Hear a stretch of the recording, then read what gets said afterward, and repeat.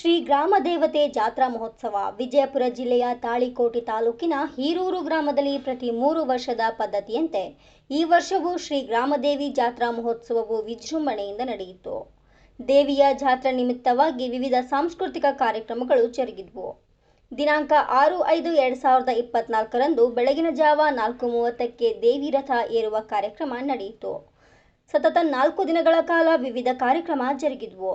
ಶ್ರೀ ವೀರೇಶ್ವರ ನಾಟ್ಯ ಸಂಘ ಸಿದ್ದು ನಾಲತವಾಡ ಇವರಿಂದ ಮಗ ಹೋದರೂ ಮಾಂಗಲ್ಯ ಬೇಕು ಎಂಬ ಸುಂದರ ಸಾಮಾಜಿಕ ನಾಟಕ ಹಾಗೂ ಶ್ರೀ ರೇಣುಕಾ ಯಲ್ಲಮ್ಮ ಬಯಲಾಟ ಸಂಗಣ್ಣ ಮಾದನಶೆಟ್ಟಿ ಬಾಗೇವಾಡಿ ಸಂಗಡಿಗರಿಂದ ಜರುಗಿತು.